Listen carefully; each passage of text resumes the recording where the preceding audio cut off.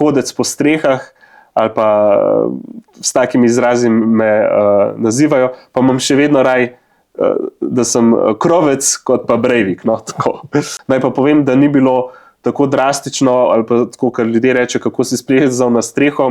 Moja pisarna je čisto na podstrešju Državnega zbora, mi temu tistim sobam rečemo pravzaprav golobnak, pa to se je reklo še pred nastopom Goloba, tako da jaz sem v resnici splezal čez okno in potem pač šel par metrov stran na rob Državnega zbora in potem povedal tisto, kar sem bil zapovedati. In je bil en tak stresni moment, kjer sem mogel pač vso to nakopičeno jezo, žalost, stres sem pač dal ven iz sebe in potem tudi mirno se dal pač rešiti iz tiste strehe. No. Za časa Golobove vlade, naprimer v lanskem letu, smo imeli skoraj 2 milijardno luknjo, torej razlika med prihodki in odhodki je bila 2 milijardi, kar zagotovo ni dobra popotnica za naprej. Ne. Najprej naslednja vlada, ki bo morala to sanirati. Nihče ni bil proti višjim plačam. Ampak ne na tak način, da bi bilo potem bruto treba tudi dvigniti. Ja, kdo pa bruto daje v javnem sektorju je država, državni proračun. In tukaj je najbolj zanimivo to, da se pravna mreža oglasi, torej, ko gre za zaščito Romov, ko bi pa šlo za zaščito navadnih ljudi, oziroma bom rekel, da ne bom označen, da sem rasist ali pa karkoli podobnega, se pravi za preostalo prebivalstvo, večinsko prebivalstvo, takrat pa ne duha, ne sluha. Ne. Stranka Levica, tista najbolj socialistična stranka, oni so obnašali tako, kot da smo mi Nova Zelandija ali pa Avstralija, torej, da je okoli nas eno morje in potem smo obtičali in potem lahko nabijamo davke, ker bo težko preseliti naprimer firmo, zdaj po domače povem, nekam drugam. Večinski mediji odločajo, kdo bo zmagal volitve, kakšna vlada bo sestavljena in tukaj bi res saj nacionalna televizija bi morala slediti svojemu zakonu, kjer pa piše, da so nepristranski, da so pluralni, da so svetovno-nazorski, različni in tako naprej. Tega pa žal pri naši nacionalki ni opaziti. Pozdravljeni, dragi gledalci. Danes je moj gost Andrej Hoivik iz stranke Socialnih demokratov Slovenije. Pozdravljen, Andrej. Pozdravljeni. Hvala, ko ste se odzvali mojemu vabilu. Prišli sem v Trebnje v studio. Bi za začetek, če se strinjate, kar najprej šla, da malo vas ljudje spoznajo, malo vas, prihajate iz Škofje Loke. Lahko malo poveste, kaj ste po izobrazbi, kakšne hobije imate, malo o vas.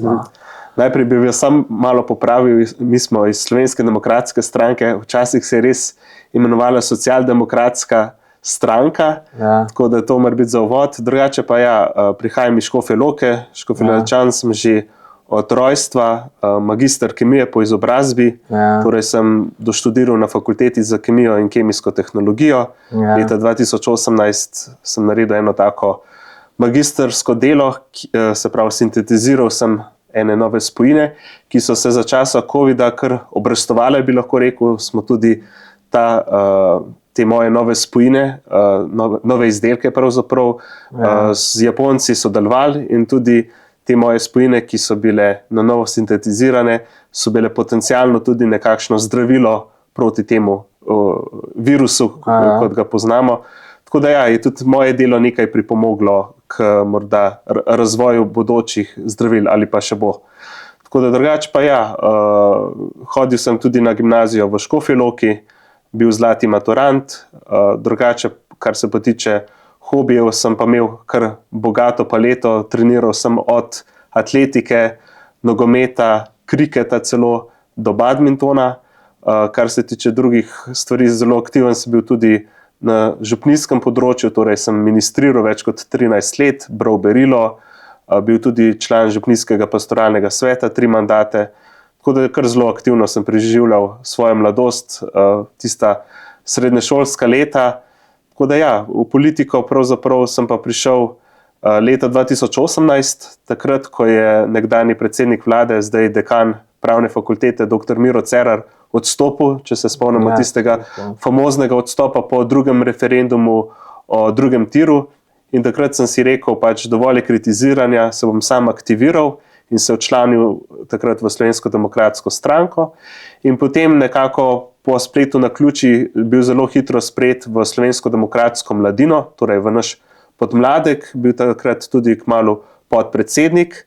Potem pa leta 2020, ko je nastopil COVID čas, takrat je tretja Janševa vlada po metu puške v koruzo od Marjana Šarca je prevzela oblast in takrat sem bil povabljen v kabinet predsednika vlade Janeza Janše, kjer sem bil svetovalec na področju okolja in infrastrukture ter evropskih kohezijskih sredstev. No, potem me je pa povabil minister Mark Boris Andrijanič, da sem prišel za vodjo kabineta na novo ustanovljeno, takrat smo še rekli, službo za digitalno preobrazbo, zdaj pa to poznamo kot ministrstvo. In takrat sem se tudi naučil, kako je potrebno delati od jutra do večera, je bilo kar zahtevno delo.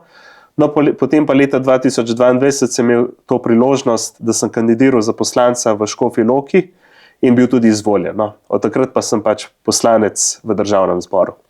A mi lahko poveste, veliko slišim o teh zlatih maturantih, kakšen pogoj moraš izpolniti, da si zlati maturant?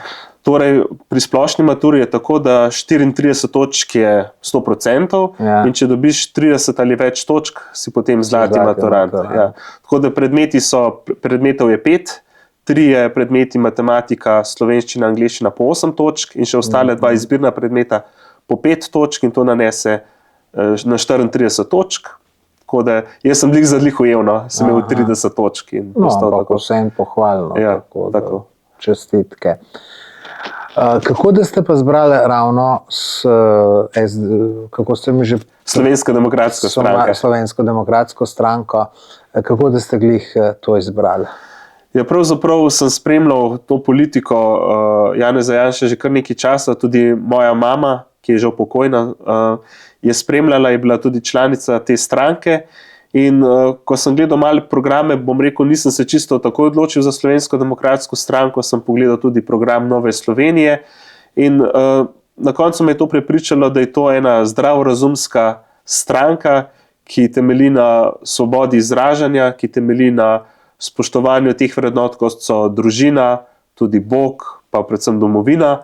In potem je to prevagalo, da sem se odločil za Slovensko demokratsko stranko, tudi morda je pripomogel k temu Janez Janša, ki neomajno že bije to bitko z levimi strankami, pa tudi ne nazadnje z mediji in z velikim delom prebivalstva.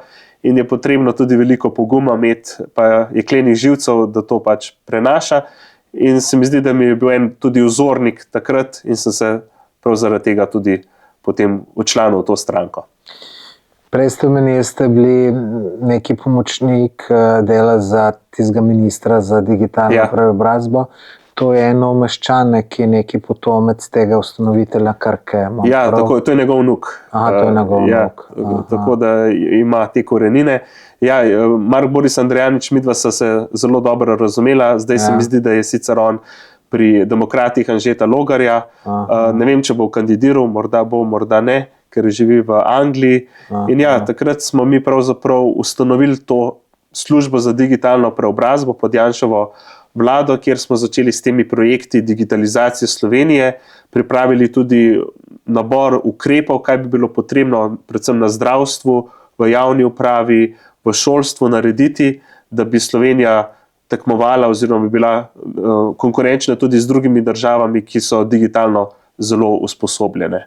To je bil en tak projekt enoleten, pravzaprav slabo leto je deloval in potem sem bil celo vesel, to je bila edina pohvala Golobovi vladi, ki je prišla iz mojih ust, da so to službo nadgradili in je postalo ministrstvo za digitalno preobrazbo. Žal pa prva ministrica, doktorica Emilija Stojmenova Duh, ni bila najboljša, pravzaprav je, vemo, tisto afero z računalniki.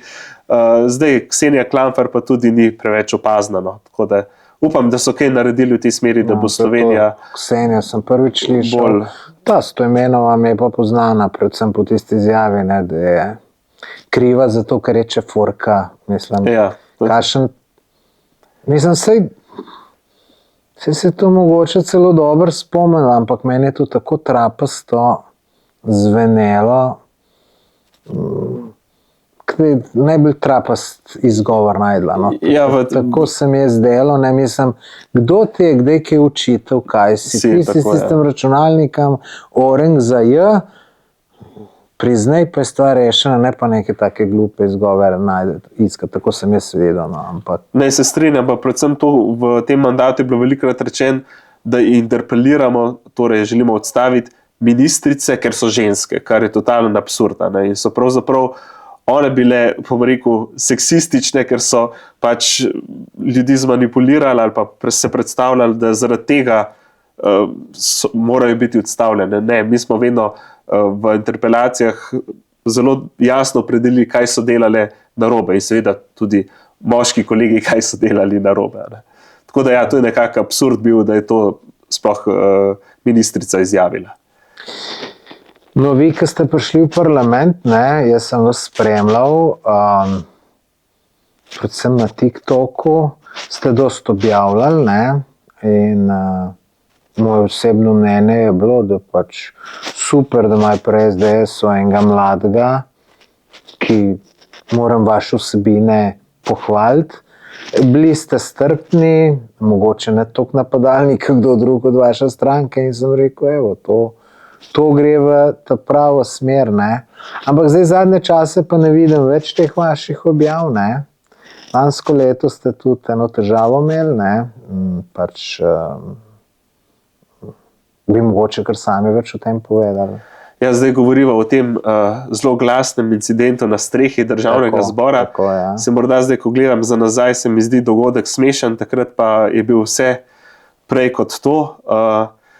Na kratko lahko povem, no, da je bil za menoj ta uspešen referendum. Kot veste, 11. maja je več kot 400,000 ljudi glasovalo proti tem zakonom, ki bi redki peščici, no, pravzaprav kulturnikom omogočal pokojnine v višini 3,000 evrov. In takrat so ljudje rekli jasen ne, tudi tako zakonu, kot tudi vladi Roberta Goloba. No, predvsem potem v tistem tednu se je veliko stvari dogajalo, od tega, da so meni grozili, bom rekel, me zmerjali z Breivikom in tako naprej. Najbolj ironično, naj to povem, no, da moj oče prihaja z Norveške, je Norvežan, zato tudi tak priimek. Ja.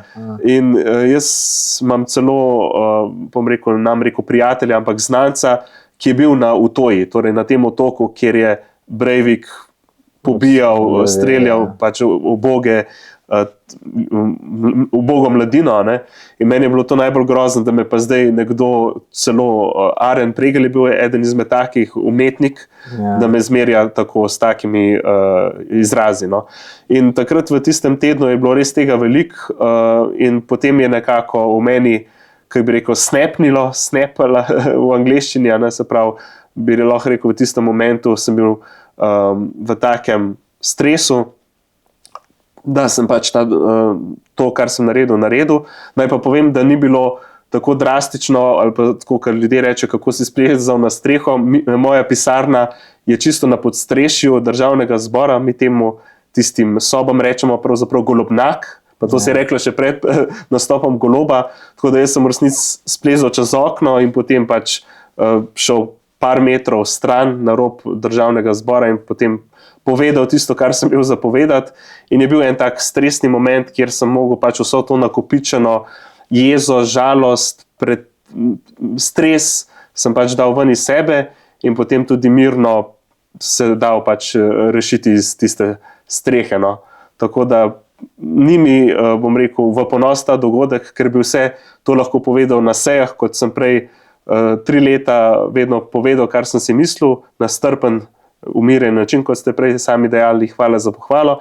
V tistem momentu pač se je pa zgodilo, kar se je, in hvala potem tudi vsem službam državnega zbora, ki so mi stali ob strani, in takrat sem dobil veliko tudi teh sočutij, veliko, bom rekel, res lepih besed, hkrati pa tudi z nasprotne strani, pa tudi opaske takšne in drugačne, ki jih zdaj seveda, ko berem komentarje na socialnih omrežjih, prej sem bil Breivik, zdaj sem pa, bom rekel, hodec po strehah, ali pa s takimi izrazi me nazivajo, pa imam še vedno raj, da sem krovec kot pa Breivik. No, tako. Ste dobro povedali, ja. No, drugače, ja, jaz sem bral te komentarje, ne, so bili tudi taki, škoda, ker ni skočil dol, pa se ubil, pa pa tret, ne, kaj pravite na take komentarje, so primerni, ne? Mislim, da vsak komentar tak največ pove osebi, ki ga izreče, tako da niti ne bi tega komentiral. Jaz tudi kot politik, naprimer na politični nasprotni opciji je kolega Miha Kordiš, ki ima zdaj svojo stranko Mi socialisti, pa se še vedno z njim pozdravimo, on tudi prihaja iz Škofje Loke, iz Svetega Duha. Tudi midva sva bila izvoljena leta 2022, on pri Levici, jaz pri SDS-u, in se mi zdi, da moramo to kulturo dialoga in tudi ene strpnosti drug do drugega, čeprav se ne strinjamo v večini stvareh, ohranjati. In tudi jaz sem tako poskušal delovati kot poslanec in še vedno tako delujem. In ja, to pa pač mislim, da te ljudje, ki komentirajo na tak način, imajo morda sami kakšne frustracije in potem pač je to en ventil, ki ga spustijo in pač napišejo, kar napišejo. Kar me pa žalosti, pa je, da to napišejo z imenom in priimkom. To pa je. Pa jih ni sram. Pa jih ni srama, ne? Oziroma, če bi bil to anonimni profil ali pa tako imenovani troli, ki so na spletu, to je nekako še kar logično, ampak da pa človek z imenom in priimkom nekaj takega napiše, je pa kar skrb vzbujajoče. No, zdaj sem se spomnil enega dogodka, ki se ga verjetno tudi vi spomnite. Se spomnite, ki je bil drugi referendum o tem družinskem zakoniku, pa je bilo neko soočenje, mislim, da na RTV-ju, in so tako naredili ena stran na tribunah, ja, na tribunah desni, na drugi levi, ne. In moram po pravici povedati, da ste se, ne vem, če ste bili tudi vi zraven, najbrž ne, so se desni veliko slabše odrezali, ne. In potem sva se z enim prijateljem to pogovarjala, ki je zelo pameten človek, zelo pameten. In on je rekel, si videl, kako so levi znali to dobro odigrati. Ker njim sploh, za njih je bila to igra. Desne je pa to prizadelo, ker ste proti temu, ne. In hočem to povedati, ne, razumem, kako je, če neko osebo vzamete malo tako, neko zadevo vzamete malo čustveno, tako da vas osebno prizadene, ker tam oni levi se mi zdi, da jim je bilo tudi bolj ne vseeno, kaj se bo naredilo. Prav en teater so se šli, ne. Desni so bili pa besni, ne, zato ker jim je to res ni, mislim, pač ne verjamejo v to in imajo tudi to pravico, ne. Tako da jaz verjamem, da se kaj takega zgodi, ne, tako da mene tudi kakšne stvari toliko prizadenejo, da bi mogoče kakšno neumnost naredil, no. Tako bom rekel iz politike, kaj slišim, me toliko razjezi, da če bi mi takrat v tistem trenutku en nekaj nasprot rekel, pa še kaj hudo pameten bil, bi lahko kakšno neumnost naredil, no, tako da jaz malo razumem. To je bilo res en tak čustven izliv, predvsem to, ker mi, ki smo v parlamentu, vidimo kakšno zgodbo tudi bolj podrobno, ki je ljudje preko ekranov ne vidijo, in potem včasih res to priplava na površje, ne vede, in se zgodi, kar se zgodi. In je potrebno, kot politik, je potrebno res imeti trdo kožo, ker udarci prihajajo non-stop. In mene je pač ta dogodek na strehi tudi naučil to, da res moram čustva ohraniti za dom, za prijatelje, torej za domačo okolje. Pač politika pa je nekakšna obrt, ki se jo moraš znati tudi priučiti. Jaz sem dokaj mlad in tudi to je bil moj prvi mandat. In zdaj vem, tudi zdaj v kampanji za državnozborske volitve, vem, kje je meja. Se pravi, naredim maksimum, kolikor ga lahko, ampak ne grem pa čez. Drugače imate družino, ste poročeni? Ja, imam partnerko in enega skoraj 2 let starega sinčka. Čestitke. Je še kaj takega, ki je zanimivega, da poveste o sebi? Namreč moram po pravici povedati, od neke vaše biografije je bolj malo na internetu za najdeti, ne.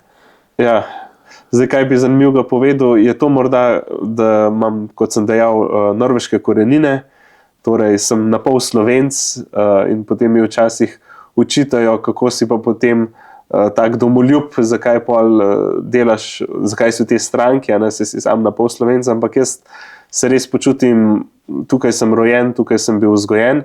In ja, to je ena zanimivost in zanimivost je tudi ta moj priimek, ki ga moram skoraj vedno črkovati, tudi v parlamentu, no, je bilo na začetku mandata kar nekaj težav, ampak so se ljudje potem naučili, navadili na ta priimek, kajti originalno, ne, se ta O, ki je v Hojviku, je prečrtan.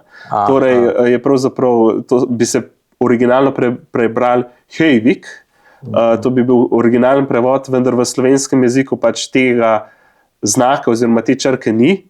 In potem sem se jaz odločil, ko je bilo enkrat na letališču ena težava je bila, kajti ko sem kupoval karto, je bila ta črka možna in sem pač upisal originalno črko, potem v potnem listu sem imel pa navaden O.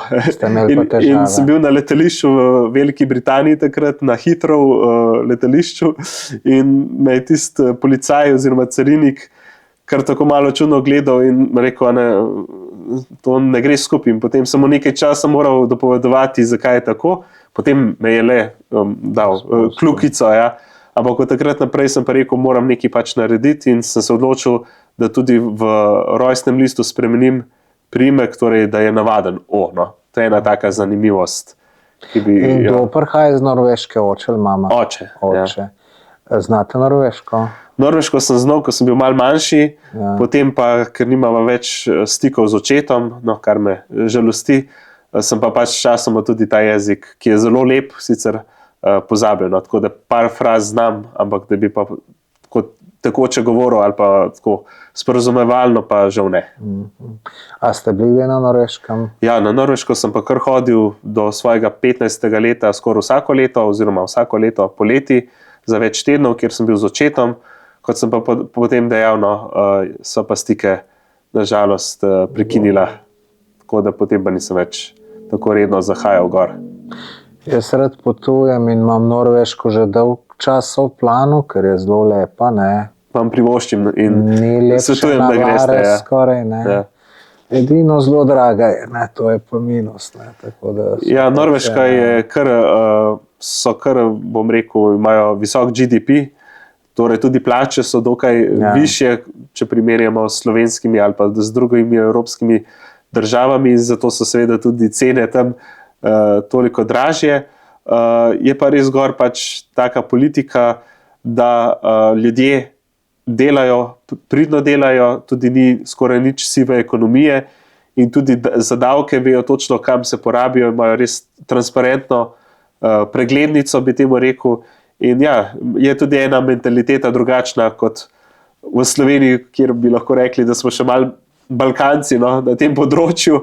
Na Norveškem je pa kar to res taka mentaliteta, da res ljudje radi delajo, radi si tudi nekako pomagajo in je ta od sociale do zdravstva, do šolstva res zelo lepo urejeno, kar se pa tiče narave, pa seveda fjordi, potem Nordkap, najsevernejša točka na svetu in je res taka prostrana dežela ta Norveška. Ja.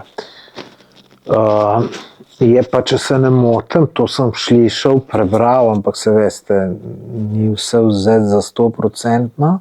Je pa na Norveškem tak zakon, da ti lahko kampiraš kjerkoli želiš, sem na en koliko 100 metrov od hiš moraš biti, pa seveda vse za seboj pospraviti in te to noben ne preganja, tako kot rečemo na Hrvaškem, ko so kar neke 1000 evrov kazni, pa to ne. Tako da to si lahko pa malo poceniš potovanje, če šotorček vzameš s sabo, pa tako naprej. Ne, en moj prijatelj je šel, vse te skandinavske države, ne, šel do tega, kako je najbolj severna točka.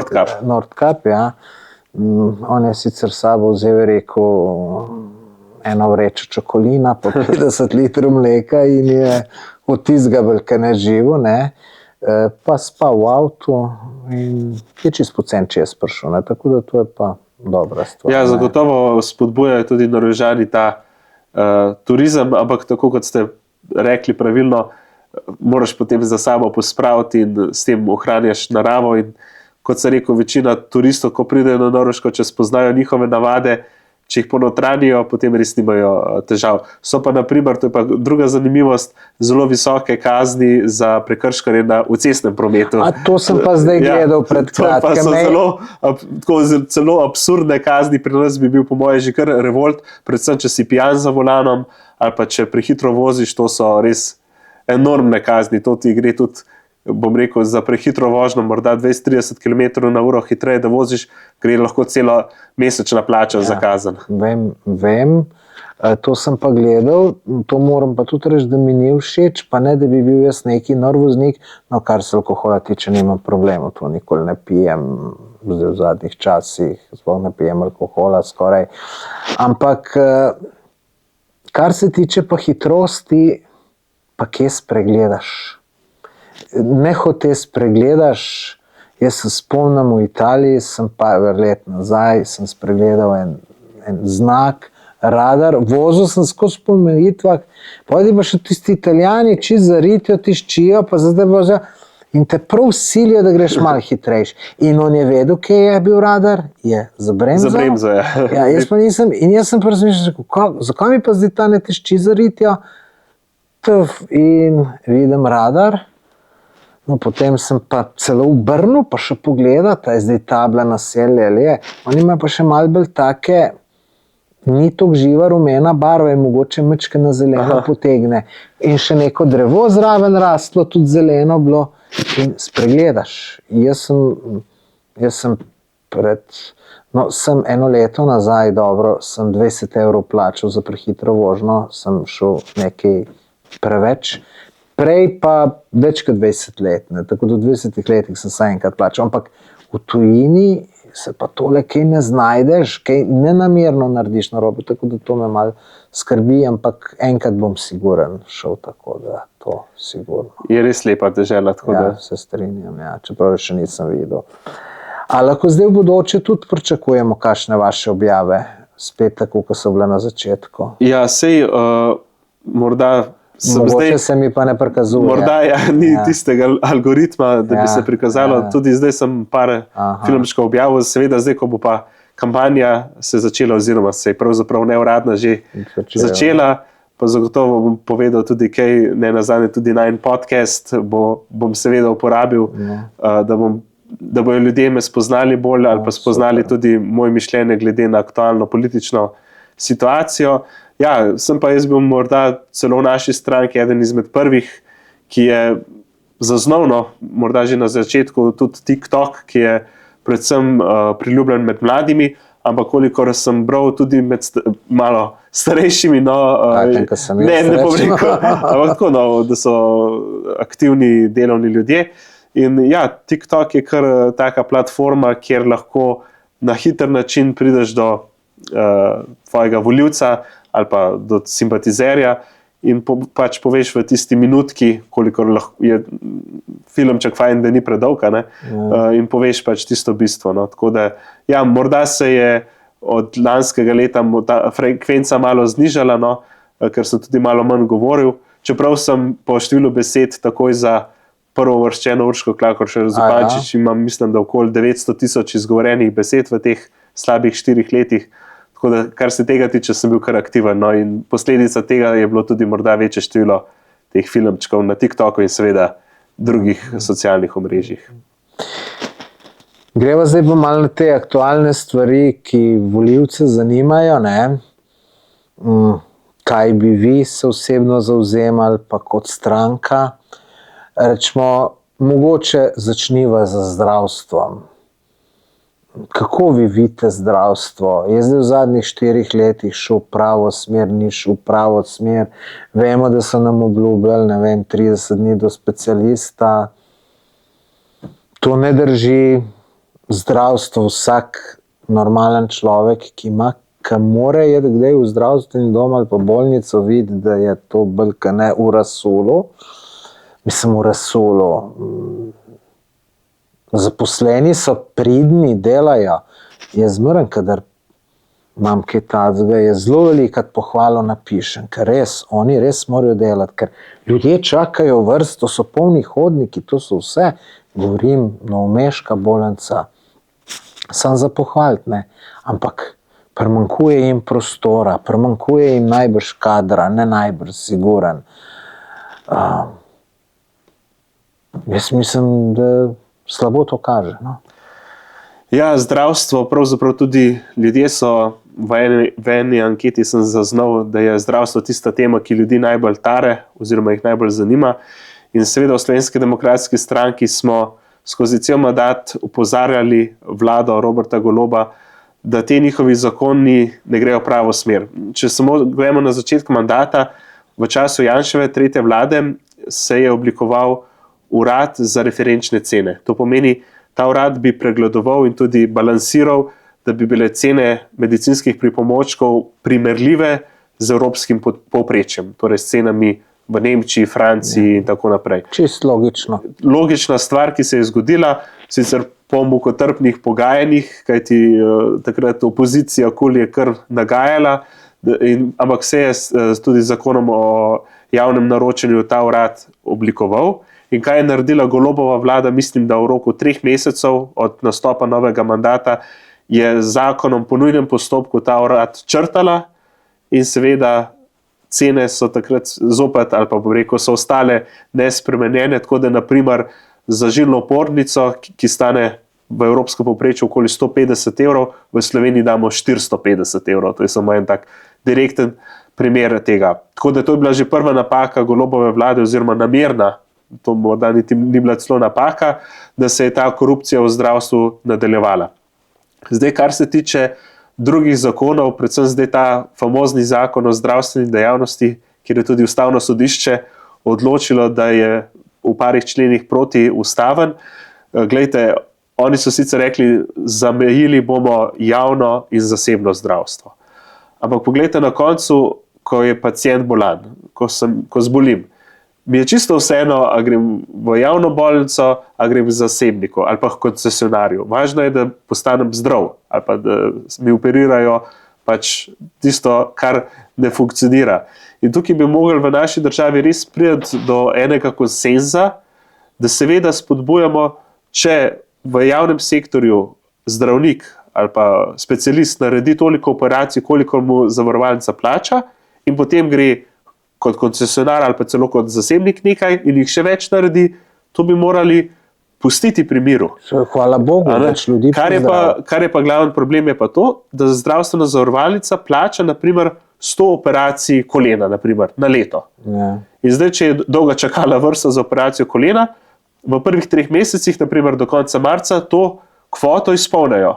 In potem lahko bi jih še 100 operirali, ampak ne dobijo za to nič plačano. Ja. In to je glaven problem, ki se ga bomo seveda, če bomo imeli to priložnost v Slovenski demokratski stranki lotili, prevetrili predvsem ZZZS, torej Zavod za zdravstveno zavarovanje Slovenije, ki obsega tudi to največjo vrečo denarja, govorimo o 7 milijardah evrov letno, in tukaj je veliko pač tudi teh koruptivnih tveganj in tukaj bi bilo treba narediti red, to je prvo.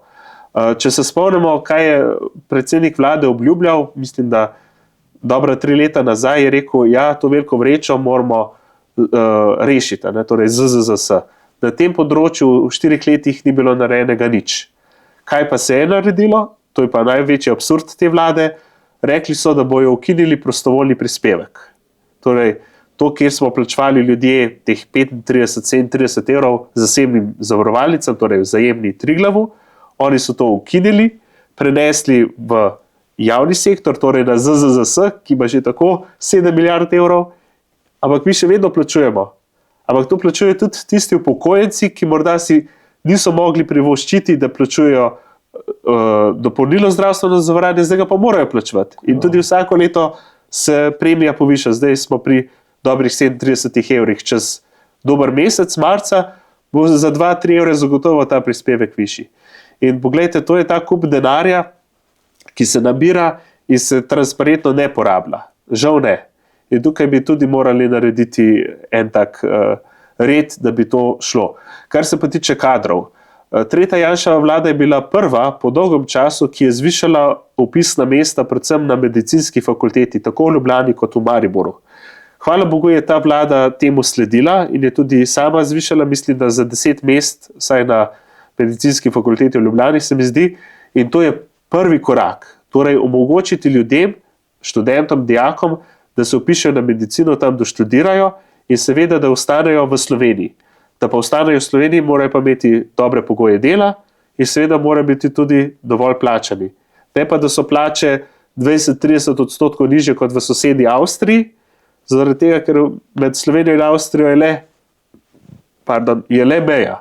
Pa smo znotraj Schengena in da ne bi potem tisti uspešen zdravnik, specialist šel raje v Avstrijo, kjer bi imel toliko višjo plačo. In na tem mestu bi se res morali tudi pogovarjati, ali je ta enotni plačni sistem res še sistem v letu 2026, ki funkcionira. Po mojem mnenju ne.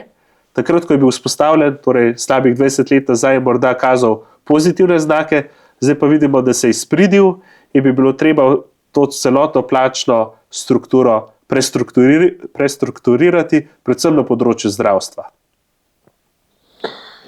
Kako po korupcijo rešiti? Rečemo, jaz od vsakega zdravstvenega ministra do zdaj, nobenega še nisem slišal, da bi rekel, jaz se bom pa zavzel, da korupcijo zmanjšam na minimum, kar se da. To sploh nobeden ne omeni. Pa mislim, da je to najbolj glavna zadeva, ne? Tako da tukaj grejo ogromni denarji, vsi ste sami omenili, 150 evrov pa 450 pri žilnih opornicah. In to je pri vseh stvareh, če pri eni stvari je to pri vseh, tako da to... Se pravi, prva stvar je vzpostavitev enega urada neodvisnega, ki bi preverjal in tudi nadziral in tudi z eno formulo zapisal, to je maksimalna vrednost in to je nekako minimalna vrednost. In torej ta urad, ki bi že vzpostavljen, potrebno bi ga le pokadrirati, torej dobiti ljudi, ki bi se tam zaposlili, ampak ta Golobova vlada je to preklicala, po nujnem postopku. Torej, to nujni postopek, da razložim za gledalce, poslušalce, je ponavadi v primeru naravnih nesreč. Naprimer, ko so bile poplave leta 2023, so bili nujni postopki za to, da se je rešilo čim več ljudi, ki so bili ob vse. To je nujni postopek. Ali pa v izrednem stanju, kot je bil COVID epidemija. Ampak oni so pa res na začetku mandata takoj šli v nujne postopke, ne nazadnje tudi zakon o RTV Slovenija je bil nujni postopek in tako naprej. In so veliko slabega naredili. Ne nazadnje pa, ko smo govorili o plačah, bi morda še to dodal, prejšnja vlada je naredila mini davčno reformo. Torej, naj bi se postopoma dvignila splošna olajšava na 7500 evrov za vsakega državljana. In kaj bi to prineslo? To bi prineslo tako višjo minimalno plačo, ki bi bila samo s tem ukrepom več kot 1000 evrov, brez obremenitve delodajalca, torej brez višjih davkov, po domače rečeno. In zračunali smo, da povprečen državljan je bil ob 7500 evrov v teh 3-4 letih, ker je bila ta reforma zaustavljena. Tako da tukaj nekaj ne štima. In škoda, ker je ta Golobova vlada naredila res veliko slabega in tudi, če bi pustila vse primeru, bi bilo zagotovo boljše živeti danes v Sloveniji, kot pa, ker je bila zelo aktivna in to pač popravljala in nažalost uničevala. No, saj to vam je gospodarski minister Han, se mi zdi, če imam prav v spominu, celo priznal, da je slaba odločitev. Da je bila to slaba odločitev. Ne? In glede na to, koliko imamo plače obdavčene, se mi zdi, da je bila ta reforma odlična.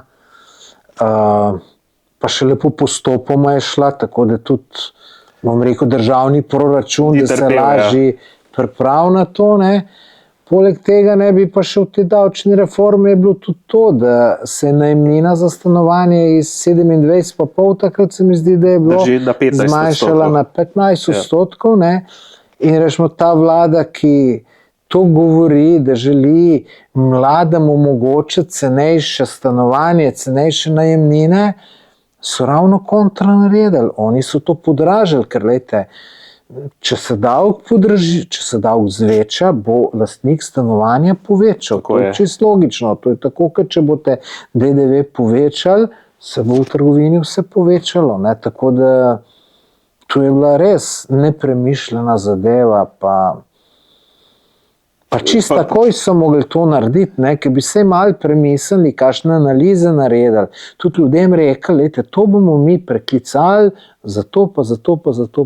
Ampak bilo je pa samo zato, ker je to Janša dal, bomo črtali. Ja, to je bilo pravzaprav to prekinitev te mini davčne reforme, torej, da so ukinili to splošno olajšavo, je bil pravzaprav isti zakon, ki je, tako kot ste rekli, zvišal torej iz 15% na potem 25% davka na oddajanje nepremičnin. In kaj se je s tem zgodilo? Tako kot ste rekli, nekateri, oziroma večina lastnikov je zvišala mesečno najemnino, veliko ljudi, oziroma vsaj nekateri, so šli v sivo ekonomijo, torej niso prijavljali, da oddajajo svojo nepremičnino. Ne? In tukaj je zagotovo tudi državni proračun pri tem nekaj sicer pobral več, ampak lahko je pa tudi nekaj izgubil, ker je šlo to vse na črni trg. Ne?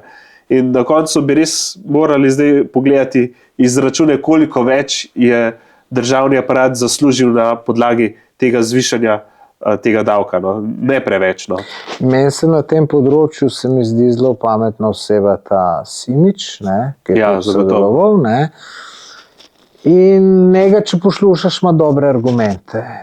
In on v bistvu zmeraj govori, če bomo znižali davke, jih bomo na koncu več pobrali. Ni to iz danes na jutri, je pa na to dolgi rok, ker zdaj tako vidimo, podjetje se selijo na Hrvaško, Lidl gre na Hrvaško, Petrol del bo šel na Hrvaško. Mislim, to so ogromne izgube za državo, ogromne izgube, pa tudi manjša podjetja hodijo. Slišim, avtoprevozniki na Hrvaškem odprejo avto, to pomeni, avto ima na Hrvaškem registrirane, tam plačuje to, rekel, cestno pristojbino ali cestno takso, kako se temu reče, tam tankajo avtomobile, tovornjake pa tako naprej, tako da to je neverjetna zguba. No, predvsem moramo biti pozorni na to, da podjetja so v Sloveniji. Slovenija je del evropskega enotnega trga in ni, da se ne bi podjetja preselila na Hrvaško, morda v Italijo ali pa kakšno drugo evropsko državo. Nismo, to pa stranka Levica, tista najbolj socialistična stranka, oni se obnašajo tako, kot da smo mi Nova Zelandija ali pa Avstralija, torej, da je okoli nas eno morje in potem smo obtičali in potem lahko nabijamo davke, ker bo težko preseliti naprimer firmo, zdaj po domače povem, nekam drugam.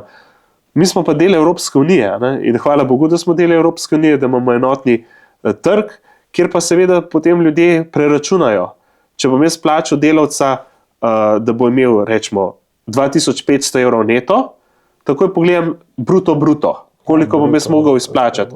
In zdaj, če ta bruto, naprimer, na pamet govoril 4000 evrov, v sosednji Avstriji pa ta bruto 3200 evrov, naprimer, ja, zagotovo bo tak delodajalec šel v Avstrijo, če ne bojo davki nižji.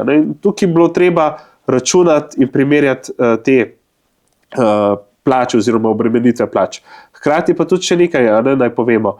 Če se spomnimo, mi smo imeli davčno stopnjo pred krizo, nižji davek je bil 8,5%, višji davek 20%. Zdaj smo pa na 9,5% in 22% davek. In tudi tukaj bi bilo potrebno, to je sicer kislo jabolko, katerega je bilo treba zagristi, ampak tudi tukaj bi lahko olajšali oziroma zmanjšali to breme, da bi ta DDV vsaj enkrat v bodoči prihodnosti znižali na tisto prvotno stopno. Mislim, da je Slovenija kljub vsemu tako nenazadnje bogata s prilivi v proračun, da bi si kaj takega lahko hitro privoščila. Je pa res, da zdaj za časa Golobove vlade, naprimer v lanskem letu, smo imeli skoraj 2 milijardno luknjo, torej razlika med prihodki in odhodki je bila 2 milijardi, kar zagotovo ni dobra popotnica za naprej. Najprej naslednja vlada, ki bo morala to sanirati. Zdaj pa samo pomislimo, odkje pa je te 2 milijardi, kje sta prišli. Ja, prišli sta predvsem iz tega enormnega povečanja plač v javnem sektorju, kjer zagotovo je potrebno bilo plače dvigniti in nihče ni bil proti višjim plačam. Ampak ne na tak način, da bi bilo potem bruto treba tudi dvigniti. Ja, kdo pa bruto daje v javnem sektorju, je država, državni proračun. In tudi zasebniki pa tukaj pač niso morali reči, da bomo pa mi isto zvišali te plače, ker oni pa imajo računico in morajo tudi, sploh če so del kakšnih korporacij večjih, morajo to pač dokazati svojim lastnikom, kar pa ni lahko delo. Tako da tukaj nas na področju te davčne zakonodaje čaka veliko dela. No, in jaz mislim, da bi gospod Simič bil odličen finančni minister, mislim, da se res na to spozna, da bi to pot, ki ni prava, preusmeril nazaj. Ne nazadnje je bil tudi sam direktor FURS-a, torej finančne uprave, in pri nas v naši vladi, tretji Janševi vladi, je bil tudi predsednik strateškega sveta za debirokratizacijo, ki je naredila premike v smer te debirokratizacije, torej lajšanja postopkov, ampak spet je prišla Golobova vlada in veliko teh birokratskih postopkov nazaj uvedla. Kar spet lahko rečemo samo zaradi tega, ker je Janša to naredil, potem bomo mi to anulirali, ker je totalno skregano z zdravo pametjo. No, kaj pa bi, kakšno stališče vi glede pa gospodarstvo, si so zdaj že nekaj rekli o tem, zagovarjate kot vi in kot vaša stranka, verjeten, da nižje davke, pa zdaj ljudje tu doskrat narobe zastopijo, kdaj kdo reče, vse prav podjetnike treba obdavčati, se imajo do znarja, ampak ljudje se ne zavedajo, tako kot sva prej rekla, če je višji davek na najemnino, bo potem tudi najemnina višja. In če je višji davek za podjetnika, je potem tudi vsako to storitev, ki podjetnik nudi, on mora nekaj noter, preloži se na kupca. Tako da na koncu tudi ta višji davek tudi vsi navadni državljani plačajo za slabšim standardom. In zato jaz tudi mislim, da je treba DDV nazaj, da gre na 20%, tako kot tudi vi pravite. Pa tudi mene vse skupaj malo moti, potem, ko gre pa denar za neke take stvari. Imate vi mogoče kakšen podatek, koliko Romi koštajo Slovenijo letno? Pa ta združevanje družin, ki se ga močno izrablja. To so ogromni denarji, za katerega delam jaz, vi, vsak, ki hodi v službo. Zdaj, jaz natančnih podatkov moram reči, da nimam, koliko denarja, zagotovo to niso majhne količine denarja, ampak če pogledamo, morda tema, ki je vedno aktualna pred volitvami, so ilegalne migracije. In tu je ključen izziv za Slovenijo, kajti vemo, kako Hrvaška, ki je zdaj, ki ima mejo s Schengenom, oziroma je tista, ki je zadnjo vstopila v schengenski prostor in ona drži mejo, to delo upravlja zelo slabo, in prehod iz Hrvaške v Slovenijo je zelo enostaven, kajti mi smo naj bi bili znotraj Schengena, kljub temu, da zdaj nekako že kar nekaj časa merkajo oziroma čuvajo slovensko državno mejo.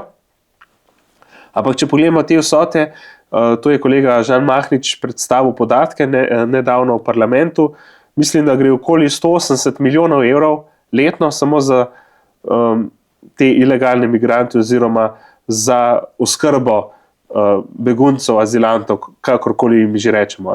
In zagotovo veliko denarja gre za Ukrajince, ki so res begunci zaradi vojne z Rusijo, ampak veliko denarja, veliko sredstev gre pa za ilegalne migrante, ki iščejo samo socialni turizem. Torej, iščejo ugodnosti v obliki socialne politike in ko slišijo, da je Slovenija zelo odprta za te stvari, seveda jim je najlažje pač ostati v Sloveniji.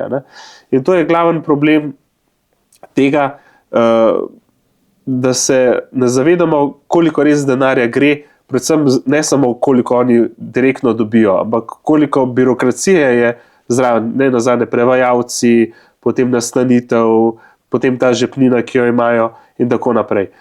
Tudi sam sem se s to tematiko bolj osebno spoznal, kajti moja mama je delala prav na tem, takrat se je sicer drugače imenovalo, zdaj se imenuje Urad za integracijo, oziroma to je del vladne službe.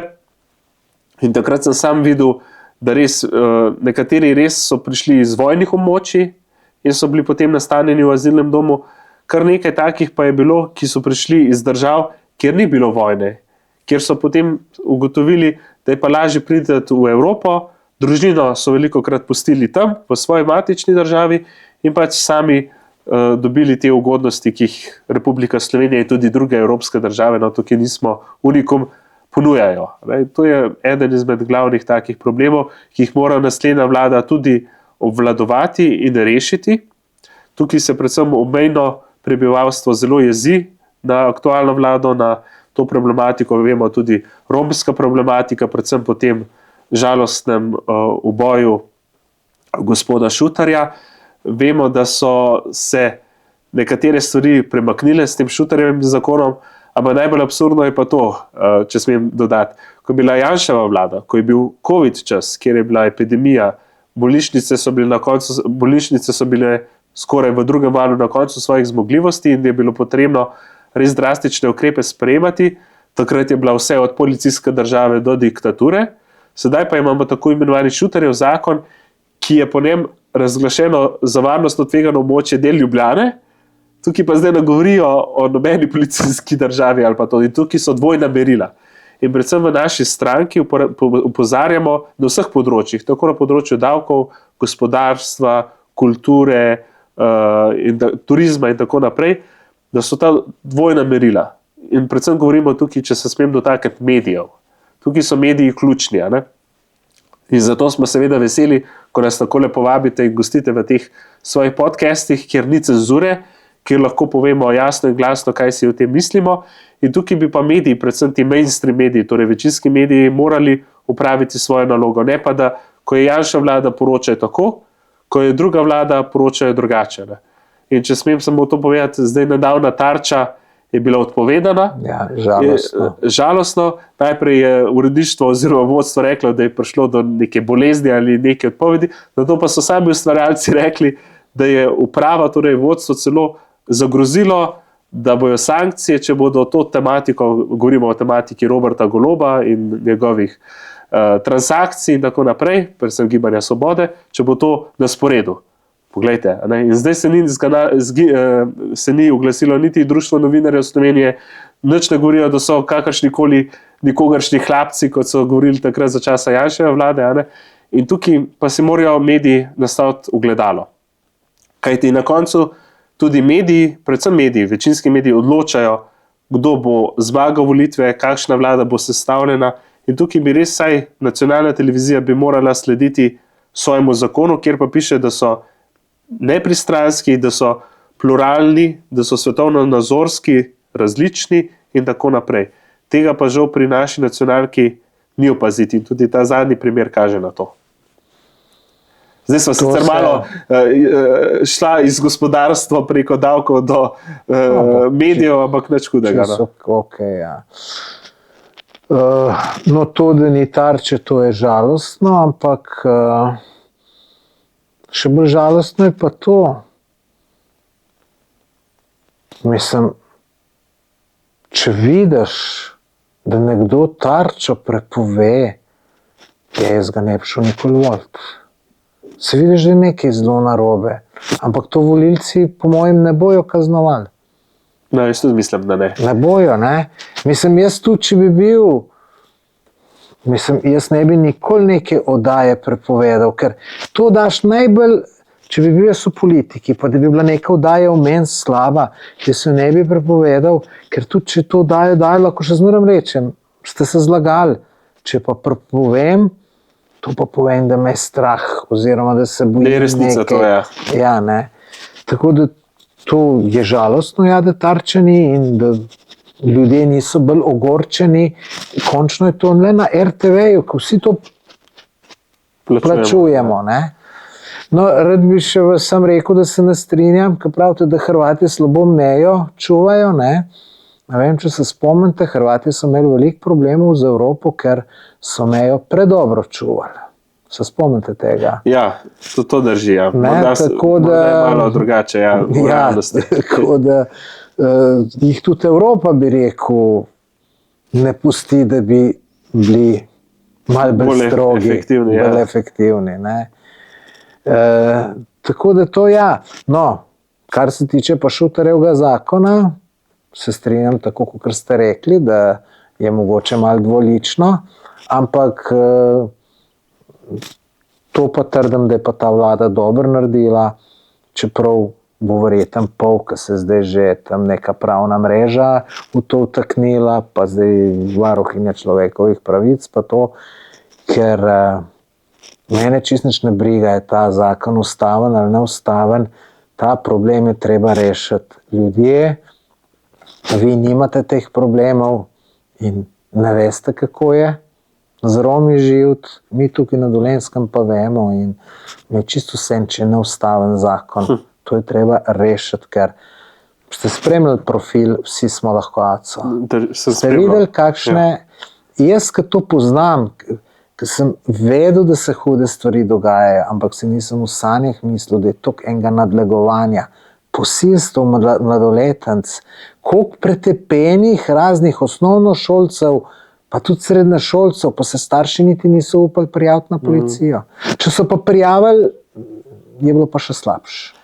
Tukaj moramo res pohvaliti družabne oziroma družbene medije, predvsem Facebook, Instagram, da nam omogočajo tudi to anonimnost, kajti na tem profilu Vsi smo Aco so bile anonimne izpovedi, ja. Hvala Bogu, ne?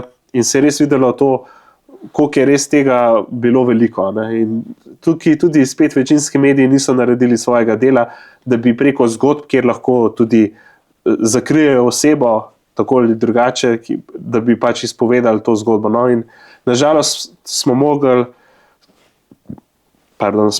priti do te tragične situacije, da je celo predsednik vlade spoznal, da mora priti na Dolenjsko in pojasniti stvari, ampak če se spomnimo, takrat je predsednik vlade dejal, da je državni aparat izgubil vso kontrolo, po domače je rekel, mislim, da je še nekako huje to definiral, in odstopila sta dva ministra. Glavni minister, ki je pa najbolj odgovoren predvsem za te socialne prispevke, torej minister Luka Mesec, pa ni odstopil. Ne? Pa je on ključen v tej verigi dogodkov. Ne? In zdaj s Šuterjevim zakonom se je res naredilo to, da se pač, če si ti kriminalec, če izkoriščaš to socialno pomoč, zagotovo nisi upravičen do nje, oziroma če jo že potrebujejo otroci, naj bi jo dobili v naturalijah. Ne? To je tisto, kar je fair, kar je pravično, in tukaj se jaz absolutno strinjam, da je vlada pač pod prisilo sprejela ta zakon, in jaz tudi mislim, da bo prestal presojo ustavnosti, no? Kajti tukaj gre za ene stvari, ki bi morale biti vsem jasne. No? In ja, sočustvujem z vami tukaj na Dolenjskem, zagotovo tudi po teh pričevanjih ni lahko živeti, živite v strahu, živite v enih takih razmerah, ki jih nobenemu ne privoščimo.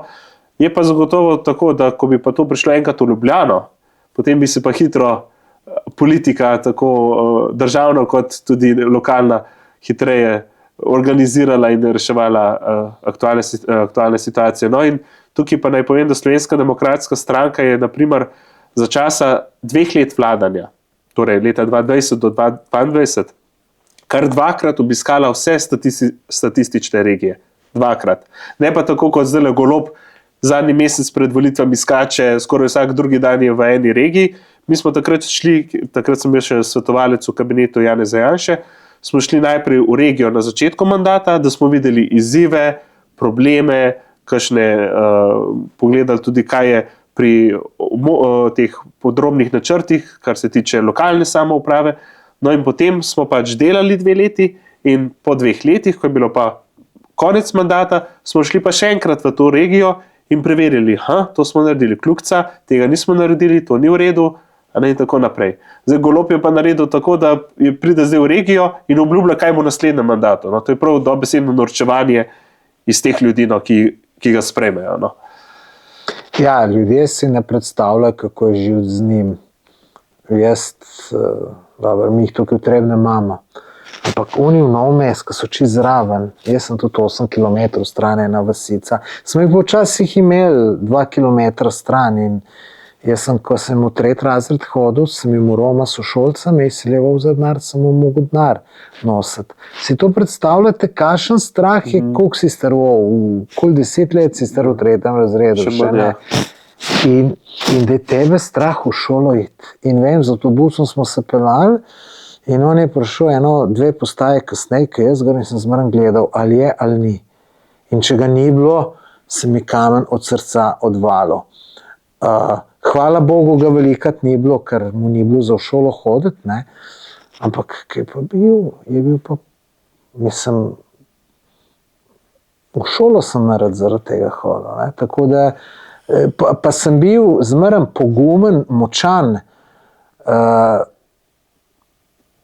pak name se je tudi spravil zato, ker je vedel, da moj oče je bil obrtnik, pa je vedel, da imamo mogoče malo več denarja in je vedel, da bo od mene najlažji dobil, tako da se je najbolj name spravil, ne.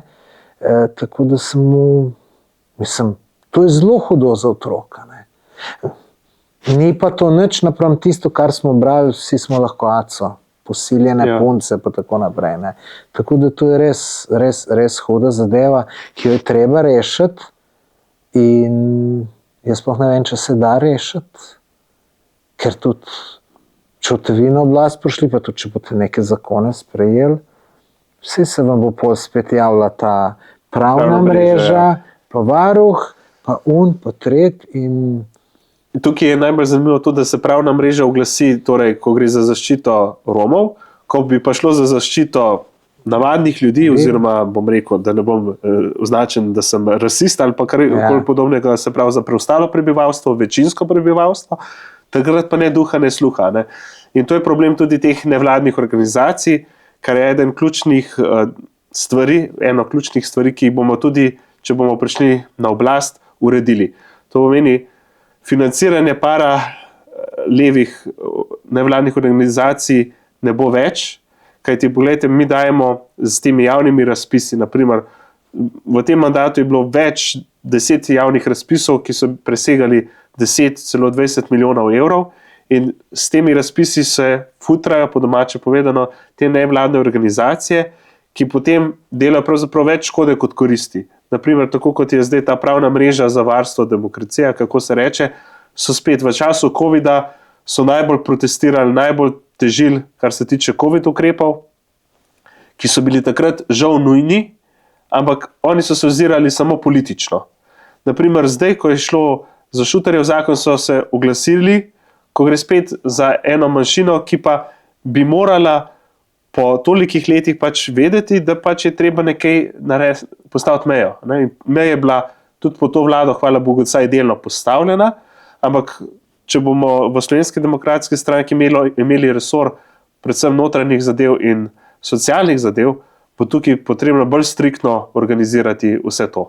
Predvsem na področju teh socialnih prispevkov in predvsem na področju tudi, kako pač ti otroci se integrirajo v skupnost.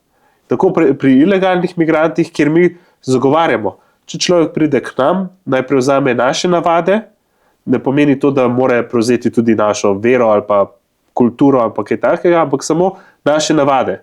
To pomeni, da plačuje davke, da ima urejeno naprimer vse, kar se tega tiče, kar se tiče sociale in tako naprej, ne pa pač, da izkorišča sistemno. In tudi pri romski populaciji je to najmanjši standard, ki ga mi zahtevamo. Naj pa še omenim to, sam sem član tudi Komisije za peticije in človekove pravice. Mi smo večkrat, še pred ubojem gospoda Šutarja, žili in prosili in moledovali vlado, naj nekaj naredi. Velikrat je bila obstrukcija Levice, socialnih demokratov in obstrukcija, da niso prišli niti na sejo. Ja, torej so obstruirali sejo, niso prišli, tako da niti sklepčni nismo bili in smo potem morali na dopisnih sejah glasovati o teh ukrepih, ampak večina so bili itak potem zavrnjeni iz strani koalicije in tukaj se je pokazala ta dvoličnost. Potem, ko pa je prišlo do tega žalostnega dogodka, so bili pa vsi pametni, vsi rekli, zdaj pa dovolj, zdaj pa konc, dovolj je bilo že veliko prej, kar se tiče te problematike. Zdaj sem se še spomnil, če si kdo ne predstavlja, kako je težko z njim živeti, si zamislite, da živite 500 metrov stran od njim in vam oni streljajo z avtomatskim orožjem. Ja, grozljivo. Mislim, to je grozljivo in naj se ta pravna mreža malo za te ljudi zavzame. Točno to. Ne, mislim, siguren ni. Pa imaš majhne otroke, mislim, to ni enostavno s tem živeti. Pa tudi treba jih bo navaditi delati. Tudi 99% teh Prekmurju pravijo, da je drugače, ne vem, ne poznam, ampak doskrat mi piše, da dajemo vse v isti koš. Ampak to je 99% nezaposlenost in to je treba zaposliti, sej to tudi njih je če dalje več, sej bo to enkrat bo tudi državi denarja zmanjkalo, da bo to financirala. Pa predvsem ta socializacija. Ne? V šolah dobijo sekundarno socializacijo, v službah je tudi del socializacije, tisti ključen dejavnik, kjer potem lahko te prakse prenesejo tudi na svoje potomce in se pač ta krog začne v pravo smer vrteti, oziroma to kolo se v pravo smer začne vrteti. Če pa se pač dopušča to, da niso zaposleni, ne? In seveda, nažalost pa je ta stigma velikokrat prisotna pri delodajalcih, ampak se jim ni za zameriti. Če poznajo zgodbe od ljudi, je potem težko enega takega zaposliti, če se prej ukvarjal s kriminalom ali pa s orožjem in tako naprej. Nažalost. In tukaj bo treba res, to ne bo čez noč rešeno. Zdaj ta vlada je konec mandata le zagrisla v to kislo jabolko, ampak tukaj bi potrebovali res sistemsko reševati. To zadevo, naj pa še omenim to, za časa naše vlade je deloval prav pododbor, torej imamo več odborov v parlamentu, pododbor za reševanje evropske problematike. In že letos, že ta mandat smo želeli ta pododbor ponovno ustanoviti, pa je bila koalicija proti temu. Zopet, zakaj, ne vemo. A veste, take banalnosti, take treperije so bile v tem mandatu pravilo, ne pa izjema. Kakšno je po vašem mnenju glede rekreativne uporabe konoplje, se pravi za osebno uporabo, se pravi po domače povedano, da se pač to legalizira, da ljudje kadijo travo? Zdaj, jaz kot kemik morda malo bolj poznam, kako delujejo vse te substance. Jaz mislim, da bi marihuana oziroma trava po domače bila zagotovo primerna, da bi se to raziskovalo in tudi uporabljalo v medicinske namene. To pomeni, dokazano je že, da naprimer pri Parkinsonovi bolezni in podobnih tudi Alzheimerjevi bolezni so študije, kjer pravijo, da te substance delujejo blagodejno, pozitivno in izboljšujejo pač te simptome teh kroničnih oziroma akutnih bolezni. Zdaj, kar se pa tiče rekreativne rabe, pa jaz nisem največji oboževalec te politike. Zdaj, morda bi rekli drugi, da nisem moderen, ampak se mi zdi, da imamo že toliko teh substanc, od alkohola do tobaka, ki slabšajo življenjski stil, zdaj pa marihuana bi pa po mojega še poslabšala in seveda vodila v nove odvisnosti, ki pa vemo, da so že zdaj zelo prisotne, tako fizične, kot tiste kemične, kot je naprimer zasvojenost z mobilnimi telefoni ali pa z računalnikom in tako naprej. No. Tako da nisem največji pristaš rekreativne uporabe. No. Kako pa komentirate, da je to celo na referendumu bilo in je bilo več kot pol ljudi za? Kako pa to komentirate? Zdaj, kolikor se jaz spomnim, je bilo dokaj izenačeno, saj pri tistih dveh. Ja, sem pa je šlo malo čez. Ja, je šlo čez. Ja, pač ljudje tako razmišljajo, pač vedno imajo pač na demokratičen način ljudje prav. No, in se v parlamentu je potem bilo sprejeto, kar se tiče medicinske rabe, kar se pa tiče rekreativne rabe, pa kolikor vem, koalicija ni prišla daleč, ker so se pa potem tudi lobiji začeli vmešavati v aktualno zakonodajo in ni bila ta volja ljudi popolnoma dana, no, oziroma realizirana. No, jaz, ki je bil ta referendum, sem pričakoval, da bo za maksimalno 20% ljudi in sem bil zelo presenečen, da jih je bilo čez 50%. Jaz sem bil tudi zelo razočaran, ker poznam kar nekaj ljudi, ki je kadilo travo, ki jo še kadi in veliko je že mrtvih. Veliko jih je, ki imajo čisto uničeno življenje, nekaj jih je, ki so zaprti, nekaj jih je, ki so v norišnicah. In ne razumem takega zakona, jaz bi prej zakon dal, da morajo ljudje se rekreirati, da morajo v hribe hoditi, da morajo kolesariti. Ne pa, mislim, tudi kaj država sporoča, to sporočilo je zelo slabo. Ne? Pravijo se, zdaj itak ni problem, če kadiš, se itak noben ne preverja. Ne preverja noben, ampak vsem boš, da je prepovedano. Tako je to sami sporočilo ljudem, da to ni dobro. Zdaj pa, če pa to dovoljeno, je pa vsakmu jasno, da država spodbuja. Da ne more biti to nekaj hudega, ne? Tako da meni to ni jasno. No? In mi ni jasno, in mi nikakor ni jasno, in da so ljudje glasovali za to, ker imajo tudi otroke najbrž, pa tako naprej. No, pa sem še pozabil, koliko je družin razpalo, ki jih poznam zaradi krave. Mislim, vsaj 5 jih poznam, ne? Mislim, res žalostno. No? Tako da jaz sem na te stranke, to nikakor ne podpiram. Se pa čudim, odkje tokšna podpora. No? Ne vem, in da ljudje to rabijo, da se imajo dober. Pejt v naravo, pejt v hribe, boš videl, kako so šmo dober. Tako jaz to razmišljam. No. Se strinjam tukaj z vami. No, veseli. Kaj pa, kako pa gledate na obvezno služenje vojaškega roka? Podpirate, ne podpirate? Zakaj eno, zakaj drugo? Jaz osebno ga ne podpiram. Zdaj morda v stranki, iz katere prihajam, kdo razmišlja drugače. Jaz mislim, no, da je to ena preteklost, v kateri tudi bivša država je imela obvezno služenje vojaškega roka, potem tudi skoraj 10 let je bil v naši državi še po osamosvojitvi to obveznost. Zagotovo sem pa velik podpornik promocije tega poklica in da bi bilo čim več prostovoljcev, ki bi se res prostovoljno vključili to. Tudi morda plačni sistem ni najboljši, to je en poklic, ki je potreben.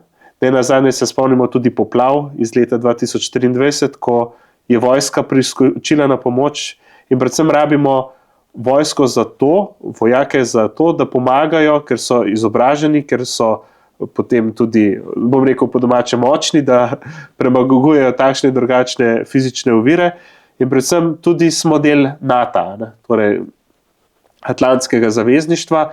In tukaj, če si del ene skupine, ne, kot da bi bil del enega razreda, potem je potrebno tudi ta pravila upoštevati. Ja, ne. In tukaj bi jaz res naredil vse, kar je v moji moči, da bi se čim več ljudi prostovoljno odločilo za ta res časti vreden poklic. Zdaj za to prisilo, no, pa jaz osebno nisem. No, tako da ne podpiram obveznega vojaškega roka. Kar se pa tiče stališča stranke, je bilo pa že večkrat povedano, da seveda je treba narediti vse, kar je možno. V skrajnem slučaju, če pa res potem ta politika, ki seveda ne bo spet čez noč, ne bi uspela, potem je pa tudi o tem potrebno razmišljati, ampak zagotovo bi tukaj spet bil posvetovalni referendum nuja, da bi ljudi povprašali o tej temi. No. Jaz sem mladi, bojo siguran proti, ker noben ne želi iti. Jaz sem bil v vojski. No, ampak starejši morda pa bi drugače gledali na to, da bi rekli, so vsaj ene discipline naučili. To pa manjka mladim, no, tudi meni. Ravno to sem hotel reči. Mislim, da slabega me niso naučili, imam lepe spomine na to. Je bilo pa zelo hudo iti, ampak morate vedeti, jaz sem šel 700 km stran, to je drugače, pa če bi šel zdaj v Maribor služiti vojsko, ne. Kar se pa tiče, ko ste rekli, smo v NATO, ste videli, ne, Trump je napovedal, da bo Grenlandijo vzel članici NATO, ne, tako da to se ni glih čist za zanašati, ne. In braniti se moramo znati, ne, tako da jaz tiste stranke, ki zagovarjajo nič vojske, nič orožja, nič to, mislim, pa nisem za vojno, daleč od tega, ampak lejte, če poznate kaj, kako je bilo v Tibetu, ne? Tibetu, če ste gledali 7 let v Tibetu film, ne? No, vidite, pač tam Tibetanci, miren narod, še valce ne pohodijo. Ne? Da, če mi pomagajo. Ja, in ne, vidite, pa so jih pa Kitajci čist, nič samo kopirali, brez vsakih težav. In... No, jaz seveda, da ne bo narobe zvenelo, predvsem podpiram to, da ima samostojna država oziroma neodvisna država, ki temelji na ozemeljski celovitosti, da je seveda ima potrebe, da se zna sama braniti. In v tem primeru zdaj, v kakršni smo, to ni mogoče. Vemo, kakšne so tudi letne ocene slovenske vojske, so velikokrat negativne, slabe, in tukaj bi res morali narediti veliko. Če ne drugače, poglejmo, če gremo samo čez mejo, imamo samo eno državo, torej Madžarsko, potem je pa že Ukrajina. In poglejte, kaj se dogaja v Ukrajini. In kljub vsemu mednarodnemu pravu že skoraj 4 leta ta vojna traja, kjer je že milijon ubitih vojakov oziroma tudi civilnega prebivalstva kar veliko. In tukaj, to ste prav rekli, zanašati se kar na Združene države Amerike, smo v takih časih, kjer mednarodno pravo nažalost zataji in je le tista moč močnejšega ključna. Zdaj, kar se tiče te izjave glede Grenlandije, tukaj jaz mislim, da je Trump pretiraval. Zdaj, zagotovo je Grenlandija strateškega pomena, kar se tiče obrambnega ščita tako Evrope kot predvsem Kanade in Združenih držav Amerike. Je pa on takega smo vajeni, da v neki se zapiči, nekaj pretirava, tudi potem objavlja z umetno inteligenco te slike, kako je zavzel že Grenlandijo. Potem se pa seveda, ko je javnost zgrožena, pa tudi drugi voditelji rečejo, ok, Donald, umiri se, potem vedno stopi en korak nazaj. Ampak mislim, da to ni glih prava politika. Jaz ga bolj podpiram pri teh politikah, kar se tiče reorganizacije Združenih držav Amerike, kjer je pač zaustavil ilegalne migrante, kjer je tudi šolski sistem, ki je zašel v te LGBTQ ideologije, zdaj se bo vzpostavila normalizacija tega, tukaj ga pa zelo podpiram. In se mi zdi, da bo za Ameriko veliko naredil dobrega. Ja, jaz tudi mislim. Kar se pa Grenlandije tiče, pa jaz mislim, da pa vse te njegove izjave, da je to pa taka taktika. Najprej zahtevaj ful, pa pol malo dobiš. Tako da on je rekel, da v celo Grenlandijo priključil Ameriki, zdaj mu bo pa brez težav mogoče 2 nove baze dubu, če bo hotel ali pa nekaj takega. Jaz mislim, da je tako. To je njegova strategija. Ja, ker neumen on ni. Če bi bil neumen, ne bi prišel do predsednika. Tako da, ja. Mogoče še malo rečeva, kako bi pa ta stanovanjski problem reševali v vaši stranki. Stanovanja so draga, najemnine so drage, novih stanovanj ni. Kako bi vi se tega lotili? Zdaj, prva stvar je debirokratizacija. To pomeni, da vsi postopki, kar se tiče pridobivanja gradbenega dovoljenja, potem komunalne infrastrukture in tako naprej, tukaj bi bilo potrebno res skrajšati te roke. To pomeni, da mlada družina ali pa posameznik, ki želi morda samo obnoviti kakšno staro hišo, vemo, da imamo celo naselja v Republiki Sloveniji, več 10 jih je, ki nimajo niti enega prebivalca. Pa so zagotovo tam stare hiše, ki propadajo, ali pa objekti, ki propadajo. In tukaj bi morali narediti predvsem na podeželju, da tem mladim družinam omogočimo debirokratizirane postopke. To je prvi ukrep. Kar se tiče centrov, torej Ljubljana, Maribor, Koper, Novo mesto ali podobno, tukaj je seveda gradnja stanovanj ključna, zopet skrajšani birokratski postopki.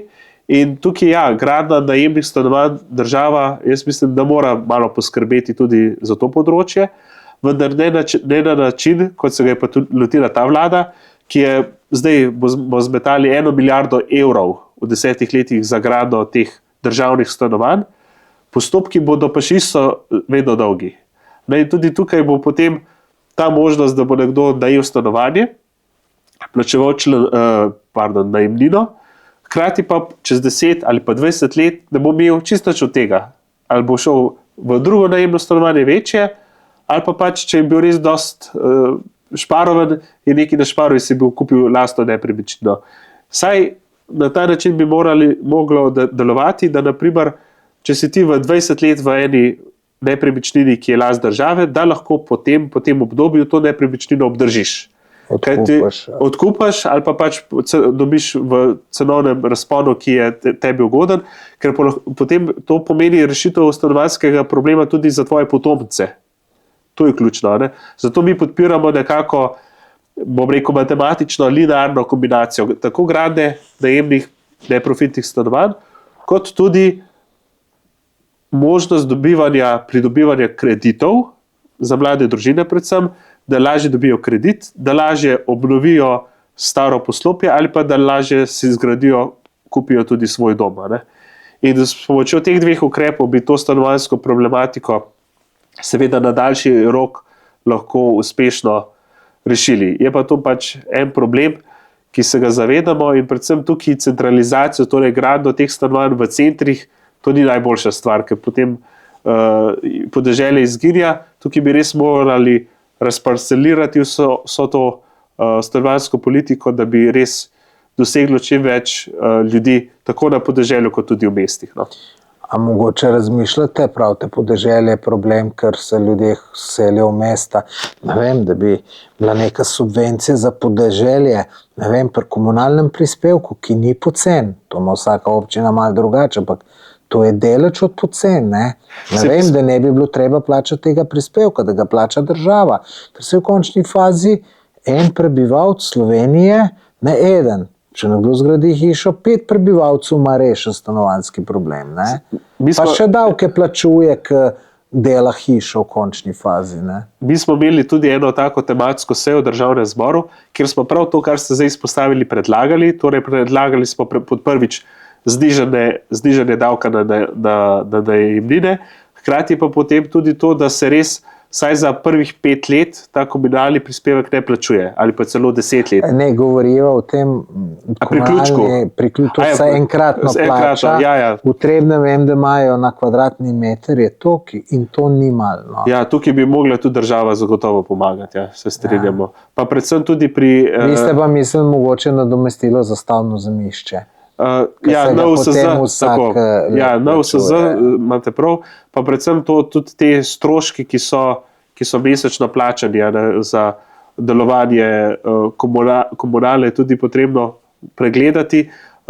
Ključno pa je tudi to, da bi, govorimo tako o zelenem prehodu, da bi tudi ta energetska sanacija teh stavb ali pa tudi stanovanj bila izvršena in bi tudi tukaj država pripomogla k temu, kajti večja, boljša je energetska sanacija potrebna, manj je ogrevanja potrebno in manj energije gre v nič. A imate vi kakšen podatek te stanovanja, ki jih država gradi, tu zdaj ta vlada, koliko je to jih 100 kvadratni meter, ker jaz sem prepričan, jaz sem drugač gradbenik po stroki, srednjo gradbeno imam. Nisem bil ravno tako priden učenec, kot ste bili vi, tako da se nisem tako veliko naučil v šoli, ampak se pa doma zmeraj nekaj gradilo, pa tudi ta objekt, v katerem sem ga sam v lastni režiji zgradil in se spoznam na gradbeništvo. No? In se vam upam trditi, da jaz naredim stanovanje vsaj za 30-40% cenejš, kot ga naredi država. Ja. Jaz imam en podatek, mislim, da sem izračunal, da za približno 40 kvadratnih metrov bi prišla cena 130 000 evrov. 40 kvadratnih, ja. To je dobre 3000 evrov. 3000 evrov, ja, dobre 3000. Ja. To je kar zajetna cena, ne? Ja, kar. Tako da jaz tudi mislim, da je treba spodbuditi ljudi, da bojo, in tako, kot ste rekli, debirokratizacija, in tudi ljudje bi radi gradili. Če bi dobili gradbeno parcelo, če bi jih malo dobili gradbeno dovoljenje, pa te stroške, ki jih država vzame, ki so tako veliki, ne, se pravi, ta komunalni prispevek, soglasje za priključek, ne, se je to verjetno to, ne vem točno, no, že dolgo cajt, kaj sem to delal, ampak teh stroškov je veliko, no, kakorkoli. Tukaj bi država, predvsem tukaj govorimo, nekako jaz bi res ta pojem mlada družina, torej družina, ki ima morda tudi enega ali pa 2 več otrok, da bi jim res tukaj država priskočila na pomoč, kajti s tem se rešuje tako stanovanjska problematika, kot tudi družinska politika. Ne?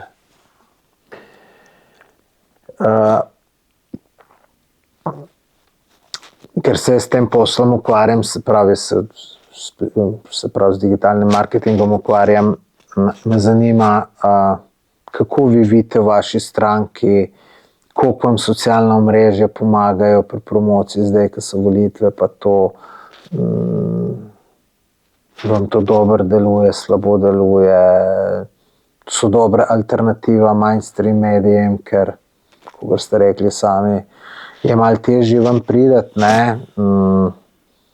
Moram tudi jaz vam povedati, ne, da jaz sem povabil vse, ker se mi prav zdi, ne, mislim, z vseh strank sem poslal vabilo, no in je z desne strani veliko večji odziv, zato ker vi nimate do drugih medijev dostope, ne, tako da, koliko si pa pomagate na socialnem mrežu? Ja, mislim, da bojo te volitve zagotovo odločene, oziroma da bo rezultat predvsem socialnih omrežij. No. Mislim, da že leta 2022 je bil velik vpliv, predvsem Facebooka, zdaj ko pa je tudi ta omrežje TikTok zelo popularen, pa seveda Instagram, mislim, da bo res ključno to in tudi v naši stranki smo zelo dobro organizirani, da smo pravzaprav na vseh profilih, tako Facebooku oziroma Meti, no, da pravilno govorim, Instagramu, TikToku, tudi LinkedIn, predvsem za ta svet gospodarstva je to znano omrežje in seveda X, bivši Twitter.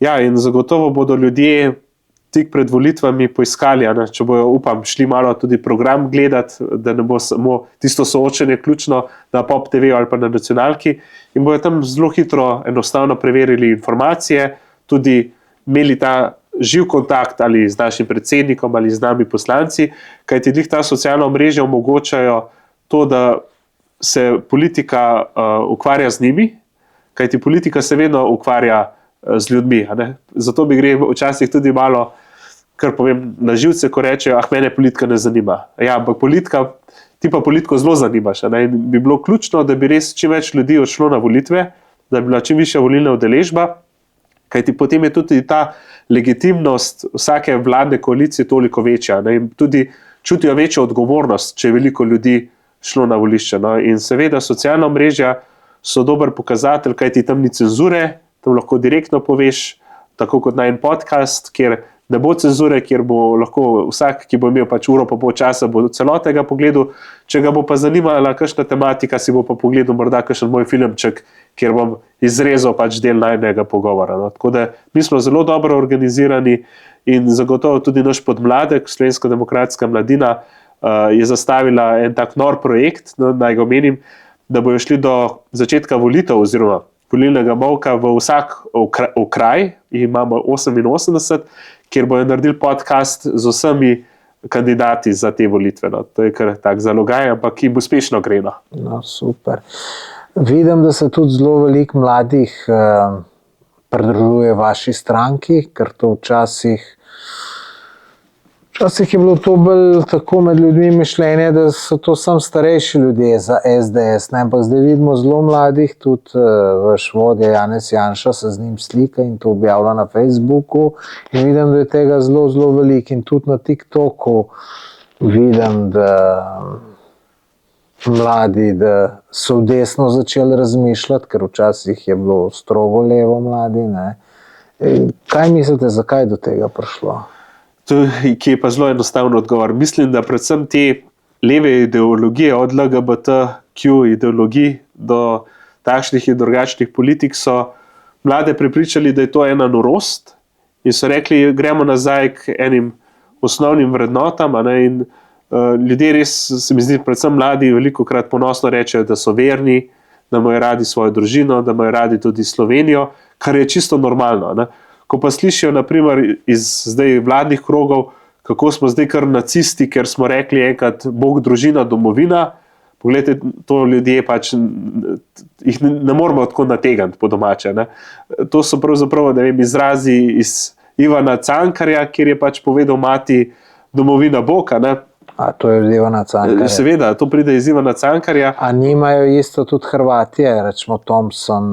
No, tudi on prepeva o tem in poglejte, s tem ni čisto nič narobe, to je celo spodbujano in kaj je narobe z Bogom, kaj je narobe z domovino in predvsem kaj je narobe z družino, to so čisto ene osnovne celice, ki jih moramo spodbujati in mislim, no, kar ste me vprašali, ta zblojena ideologija, ki sili ljudi v eno nenormalnost je toliko bila agresivna, da so se ljudje, mladi posamezniki, začeli obračati nazaj v desno, konzervativno stališče oziroma v te ideje konzervativizma, ki je seveda spoštovanje družine, domovine in pač nekega plačila, ki naj bi bilo odraz tvojega dela, torej svoje sposobnosti. To pomeni, da ne zaustavljamo tistih hitrih, da tiste počasne pa spodbujamo, no, tako nekako. Iz inata bi rekli mi po domače. Ja, tako je. Kje pa vidite Slovenijo čez 20 let? Mislim, kakšno vidite Slovenijo čez 20 let? Čez 20 let vidim Slovenijo, ki bo lepa Slovenija, ki bo zdrava Slovenija, ki bo imela neokrnjeno naravo. Kar se pa tiče politično, pa mislim, da bo prej ali slej prišla desno-sredinska opcija na oblast. Upam že, da po 22. marcu letošnjega leta, in potem bo pa zagotovo ta Slovenija zadihala z obema kriloma pljuč. To pomeni, da bo nekako unesla en mir tudi v državo.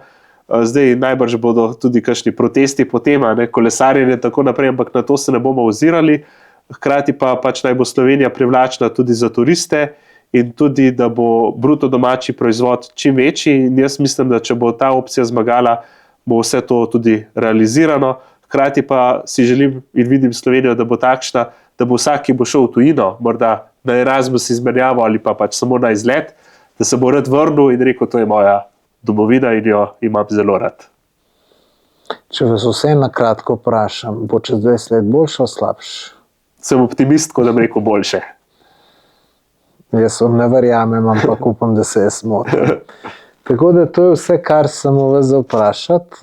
Bi mogoče za na konec še kaj povedali, kar vas nisem vprašal, kar bi radi sporočili volivcem, zakaj ne vas volijo, vi kandidirate v Škofji Loki, ne? Dajte mogoče nagovoriti. Ja, jaz bi lahko samo rekel, tako da najprej hvala lepa za vabilo. Bilo mi je zelo lepo, da sva tako brez prekinitev, brez cenzure spregovorila in bo tudi to naši gledalci in poslušalci lahko spremljali. Kar se pa tiče volitev, pa naj povem, ja, da 22. marec bo dan D, torej spomnimo se Normandije, takrat se je odločalo o začetku konca druge svetovne vojne. Hkrati pa lahko dan D prevedemo tudi v dan demokracije, kjer bodo ljudje tisti, ki bodo odločali o naslednjih 4 letih. In jaz povabim vse, da obkrožijo Slovensko demokratsko stranko, ki bo zagovarjala malega človeka, ki bo zagovarjala uspešno gospodarstvo, ki bo zagovarjala vrednote, kot so jih omenila, torej družino in domovino, in ne nazadnje, ki bo skrbela, da bo Slovenija res cenjena med evropskimi partnerji in bo tudi po tej poti kmalu prehitela tisto zelo opevano Švico. To si želim in mislim, da če bo naša stranka vodila vlado, bo to blizu realizacije. Super, hvala za tak lep nagovor. Še enkrat hvala, ker ste prišli. Želim vam veliko uspeha na volitvah, pa upam, da se v kakšni drugi priliki spet vidva tukaj v podcastu. Ja, najlepša hvala še enkrat za vabilo. Vam, dragi gledalci, pa hvala za ogled do konca. Stisnite en všeček, napišite kakšen komentar, pa se vidimo v naslednjem podcastu.